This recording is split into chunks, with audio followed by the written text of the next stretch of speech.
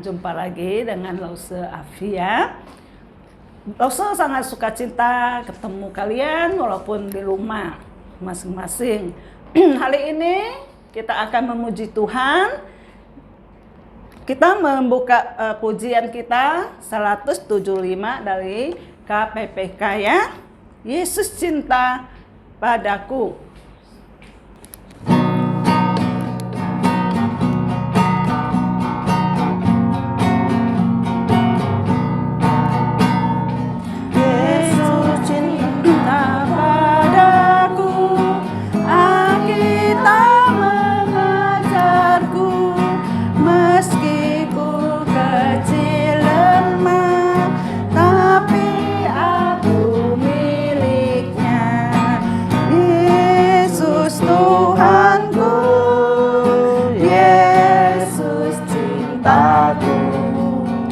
Yesus cintaku, ya cinta padaku.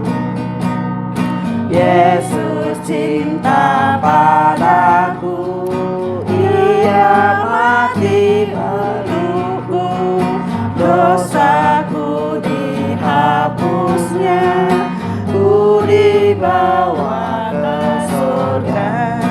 Yesus Tuhanku, Yesus cintaku, Yesus cintaku, ya cinta padaku.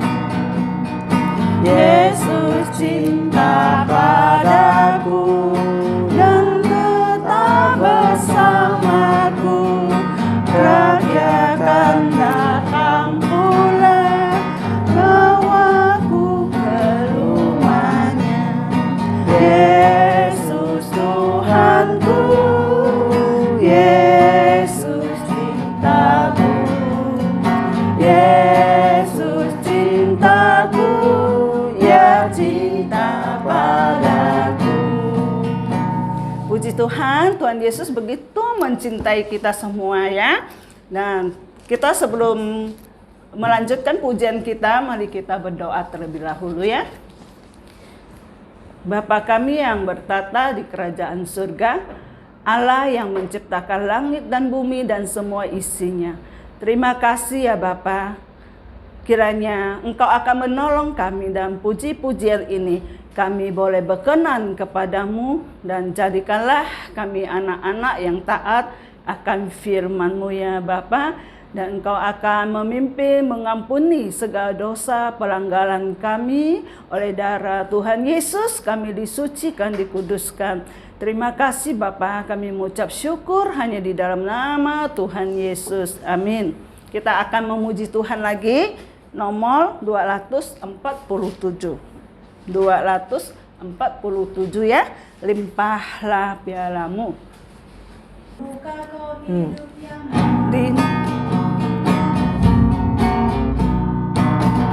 Rindukah kau hidup yang melimpah dari Tuhanmu dan segala yang kau perlu. Percayalah pada Bapa dan sesuai janjinya kan genap atas dirimu.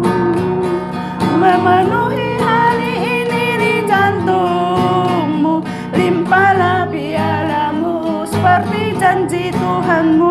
Memenuhi hari ini di jantungmu dengan kuasa Roh Kudus.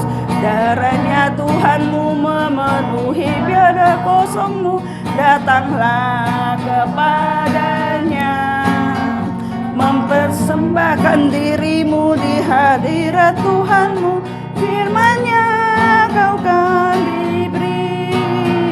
Memenuhi hari ini di jantungmu, Timpalah pialamu seperti janji Tuhanmu, memenuhi hari ini di jantungmu dengan kuasa Roh Kudus. Bagaikan saluran berkat Tuhan yang mengalir terus, kasih-Nya tak berubah. Dan Tuhan telah berjanji dengan kuasa Roh Kudus memenuhi pialamu, memenuhi hari ini di jantungmu. Timpalah pialamu seperti janji Tuhanmu, memenuhi hari ini di jantungmu dengan kuasa Roh Kudus. Puji Tuhan, kita sudah memuji Tuhan. Tiba saatnya kita harus mempersiapkan hati dan pikiran kita untuk mendengarkan firman Tuhan, ya. Anak-anak semua harus tenang dan membuka kuping mendengarkan firman Tuhan dan akan menjalankan firman Tuhan. Jadilah anak-anak yang baik, ya. Nah, sekarang Lause serahkan pada Lause yang akan bercerita. Halo anak-anak, berjumpa kembali dengan Lause Ana, ya. Nah, hari ini kita bersyukur masih diberikan kesempatan untuk datang beribadah kepada Tuhan dan mendengarkan firman Tuhan. Tetapi sebelum kita mendengarkan firman Tuhan, kita mau berdoa terlebih dahulu. Mari kita berdoa bersama-sama, ya. Ikutin Lause. Bapa di surga, terima kasih untuk hari ini Engkau masih memberikan kesempatan kepada kami untuk datang menyembah Engkau, memuji memuliakan nama-Mu dan mendengarkan firman Tuhan. Tolong kami ya Bapa, supaya kami diberikan kesehatan dan kami menjadi anak yang takut akan Tuhan, menjadi anak yang taat, rajin berdoa dan senantiasa memuji Engkau. Ampuni dosa yang kami lakukan, baik dengan pikiran, perkataan, dan perbuatan. Sebentar lagi kami akan mendengarkan firman-Mu, kiranya Engkau yang menolong. Hanya di dalam nama Tuhan Yesus kami sudah berdoa. Amin. Nah, anak-anak, hari ini Lause mau menyampaikan cerita firman Tuhan yang diambil dari Matius pasal 4 ayat 1 sampai 11, ya. Judulnya hari ini yaitu Yesus dicobai, ya. Anak-anak di rumah sering tak dicobai? Pasti ada, ya. Banyak hal yang mencobai kita. Makanya kalau iman kita lemah, ya, kalau kita tidak sungguh-sungguh percaya kepada Tuhan Yesus, kita akan mudah dicobai oleh siapa? Oleh iblis, ya. Iblis itu bisa mencobai kita, ya. Dia mau kita menjadi orang yang jahat, ya. Nah, apa contoh? Misalnya, ya, contoh kita dicobai. Nah, misalnya anak-anak nih lagi sakit misalnya, ya. Lalu teacher lah, Lause yang sakit, misalnya Lause yang sakit. Lalu teman Lause bilang, Lause, coba kamu pergi ke dukun berobat. Kayaknya Lause ini lagi diganggu oleh iblis, ya. Coba Lause imannya lemah, ya, tidak sungguh-sungguh percaya Tuhan Yesus. Lause pasti ikut omongan teman Lause, ya. Artinya itu adalah Lause dicobai oleh iblis, ya. Nah, makanya anak-anak yang di rumah, adik-adik yang di rumah juga imannya harus kuat, harus sungguh-sungguh percaya kepada siapa? Tuhan Yesus, ya. Bagaimana caranya? Yaitu kita harus rajin berdoa ya, rajin ke sekolah minggu, rajin baca Alkitab ya. Nah, maka Roh Kudus akan diam di mana? Di dalam lubuk jantung kita ya. Nah, makanya setiap kali misalnya ada orang mau mengajak kita berbuat jahat, nah, mau meninggalkan Tuhan Yesus, di dalam lubuk jantung kita pasti ada yang menahan, yaitu Roh Kudus ya. Kita jadi tahu mana yang baik, mana yang jahat, mana yang tidak boleh, mana yang boleh dilakukan ya adik-adik ya. Makanya Lause bilang harus sungguh-sungguh percaya kepada Tuhan Yesus ya. Jangan main-main ya. Kita ajak teman-teman, orang tua kita, adik-adik dan saudara-saudara kita yang lainnya untuk percaya kepada Tuhan Yesus. Kita juga harus rajin baca firman Tuhan ya, supaya Roh Kudus diam di dalam hati kita, dalam tubuh kita ya.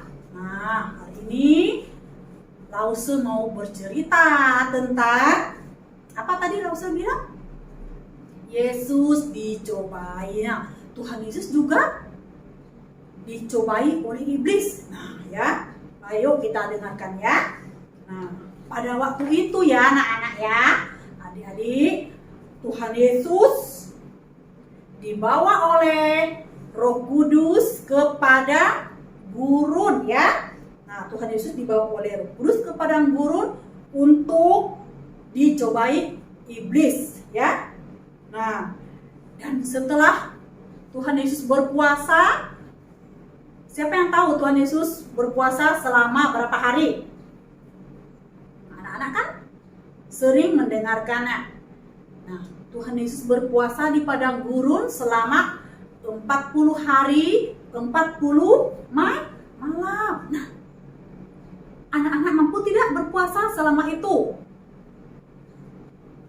Mampu tidak? Nah, ya, Tuhan Yesus berpuasa selama 40 hari, 40 malam di padang gurun.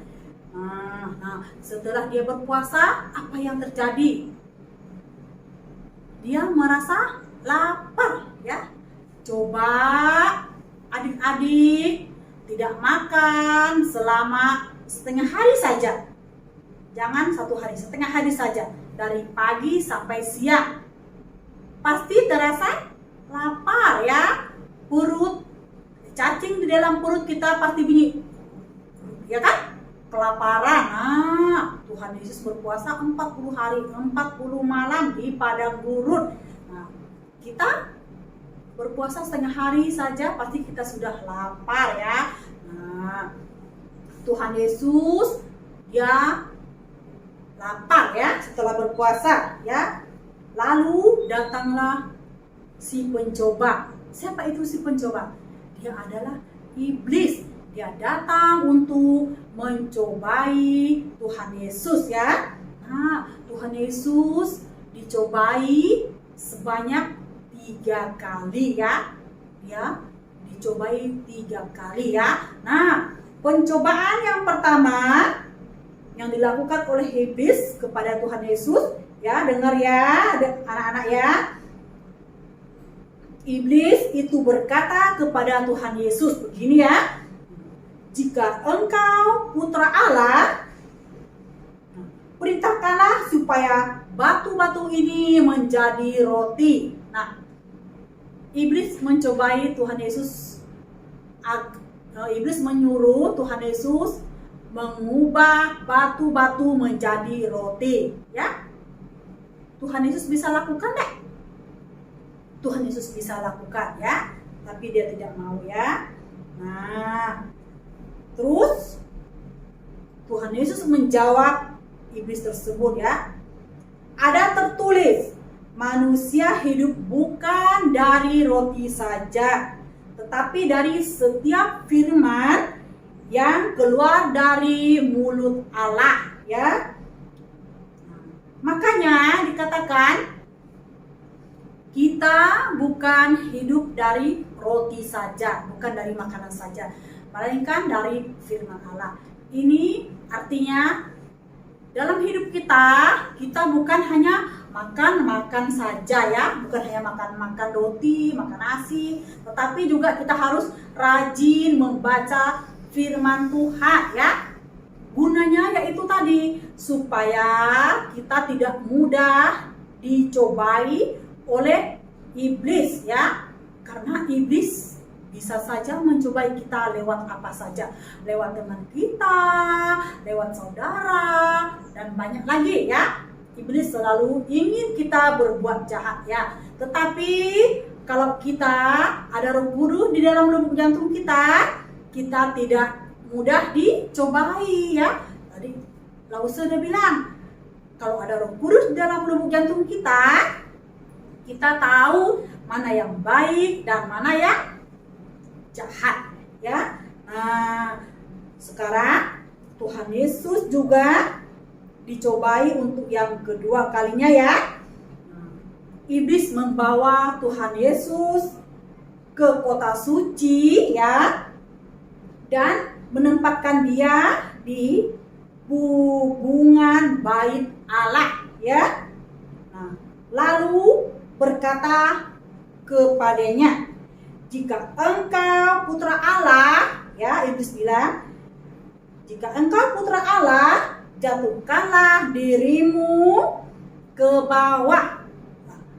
Lalu Tuhan Yesus menjawab iblis, sebab ada tertulis mengenai engkau, ia akan memerintahkan malaikat-malaikatnya dan mereka akan menatang engkau di atas tangannya, supaya kakimu jangan terantuk kepada batu ya. Lalu Tuhan Yesus menjawab iblis ya, gini ya, ada pula tertulis ya, janganlah engkau mencobai Tuhan Allahmu ya. Kita tidak boleh mencobai Tuhan ya, karena Tuhan Allah yang kita sembah adalah Allah yang maha kuasa. Tidak ada yang tidak bisa dilakukan oleh Allah ya, karena dia maha kuasa ya. Nah, terus iblis mencobai Tuhan Yesus lagi yang ketiga kalinya ya, yaitu Tuhan Yesus dibawa ke atas gunung yang sangat tinggi ya, dan memperlihatkan kepadanya semua kerajaan dunia dengan kemegahannya ya. Nah, terus Tuhan Yesus iblis berkata kepada Tuhan Yesus ya, semua itu akan kuberikan kepadamu jika engkau sujud menyembah aku ya. Nah, iblis mau Tuhan Yesus sujud dan menyembah dia, dan semua yang sudah diperlihatkan ya, yang ada di dunia, kemegahan yang ada di dunia ini akan menjadi milik Tuhan Yesus. Kok iblis berkata seperti itu? Padahal semua yang ada di dunia ini yang sudah diciptakan, semuanya adalah ciptaan siapa? Ciptaan Tuhan ya. Jadi iblis mencobai Yesus, dan Tuhan Yesus menjawab perkataan iblis ya. Begini ya, maka berkatalah Yesus kepadanya, enyahlah iblis ya, sebab ada tertulis, engkau harus menyembah Tuhan Allahmu dan hanya kepada Dia sajalah engkau berbakti ya. Nah, apa yang dikatakan Tuhan Yesus? Kita harus menyembah Tuhan ya, bukan menyembah dewa-dewi, patung-patung ya. Itu semua yang benda mati ya. Tapi kalau yang kita sembah adalah Tuhan Allah yang hidup dan benar ya. Hanya kepada Dia sajalah kita berbakti ya. Karena Tuhan dapat menolong kita ya. Dia tahu kita dalam masalah, kita dalam sakit. Coba yang kita sembah patung. Tahu tidak patung kita sakit, kita susah? Karena dia benda mati. Patung diciptakan oleh manusia ya. Tapi Tuhan yang kita sembah adalah Tuhan yang menciptakan kita. Kita adalah anak-anaknya ya.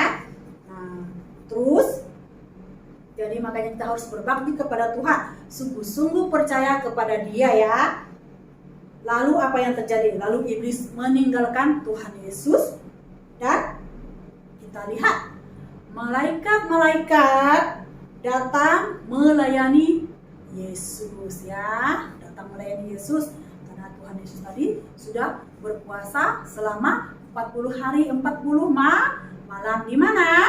Di padang gurun ya. Nah, mereka melayani Yesus ya. Anak-anak, ini adalah pelajaran untuk kita supaya kita tidak mudah dicobai oleh iblis. Bagaimana caranya tadi? Kalau sudah cerita, kita harus rajin berdoa ya. Kita sungguh-sungguh percaya kepada Tuhan Yesus ya. Jangan main-main ya. Berdoa, rajin sekolah minggu, rajin baca Alkitab ya.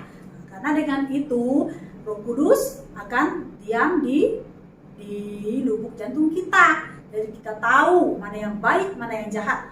Dan kita tidak akan mudah dicobai oleh iblis ya. Atau iblis menggunakan cara ya.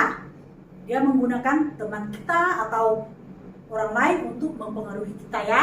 Nah, demikianlah firman Tuhan kita untuk hari ini ya. Sebelum kita mengakhiri, kita mau berdoa terlebih dahulu ya. Mari kita berdoa. Bapa di surga, terima kasih untuk firman-Mu yang sudah kami dengar. Tolong kami ya Bapa, supaya kami menjadi anak yang baik, takut akan Engkau, dan berikanlah iman yang tekun supaya kami sungguh-sungguh percaya kepada Engkau. Ampuni dosa kami. Hanya di dalam nama Tuhan Yesus kami sudah berdoa. Amin.